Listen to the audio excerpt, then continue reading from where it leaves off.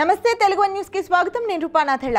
మళ్ళీ ముఖ్యమంత్రిగానే శాసనసభలో అడుగు పెడతానంటూ చంద్రబాబు చేసిన శపథం వర్కౌట్ అయింది। మొన్నటి ఎన్నికల్లో ఘన విజయం సాధించిన ఆయన ముఖ్యమంత్రి పీఠాన్ని అధిష్ఠించారు। చాణక్య శపథం తరహాలోనే చంద్రబాబు శపథం అనే కొత్త టర్మ్ ని కూడా ఆయన క్రియేట్ చేశారు।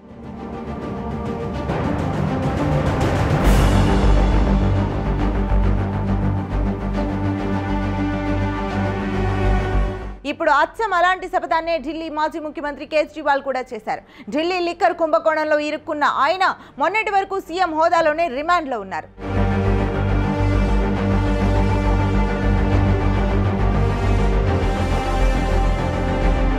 జైలు నుంచే ముఖ్యమంత్రిగా విధులు నిర్వర్తిస్తున్నారు। జైల్లో ఉన్నంతకాలం ముఖ్యమంత్రి పీఠాన్ని విడిచిపెట్టని ఆయన అదేంటో గానీ బెయిల్ వచ్చిన తర్వాత తన ముఖ్యమంత్రి పదవికి రాజీనామా చేస్తున్నానని ప్రకటించారు। కేజ్రీవాల్ జైల్లో ఉన్నప్పుడు పరిపాలనా బాధ్యతలను సమర్థంగా నిర్వర్తించిన విద్యాశాఖ మంత్రిని ఆస్థితిని తన స్థానంలో ముఖ్యమంత్రి పీఠం మీద కూర్చోబెడుతున్నానని ప్రకటించారు। వచ్చే ఫిబ్రవరిలో ఢిల్లీ ఎన్నికలు జరగాల్సి ఉంది। డిసెంబర్లోనే ముందస్తు ఎన్నికలు నిర్వహించాలని కేజ్రీవాల్ కోరుకుంటున్నారు। ఈసారి జరిగే ఎన్నికలలో తన ప్రజాబలాన్ని నిరూపించుకొని ఆ తర్వాతే ముఖ్యమంత్రి స్థానం మీద కూర్చుంటానని కేజ్రీవాల్ శపథం చేశారు।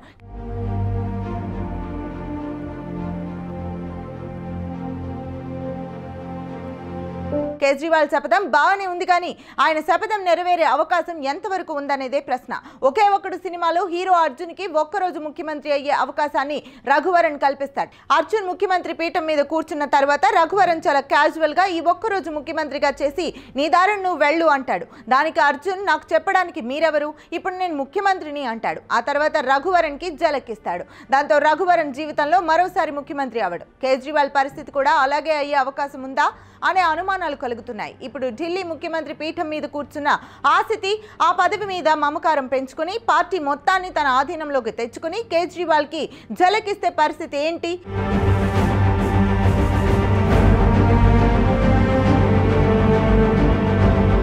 అందరూ జయలలిత చెప్పినట్టల్లా వినే పన్నీర్ సెల్వం తరహాలో ఉండరు కదా। మహారాష్ట్రలో ఏకనాథ్ షిండే లాంటి వాళ్ళు కూడా ఉంటారు।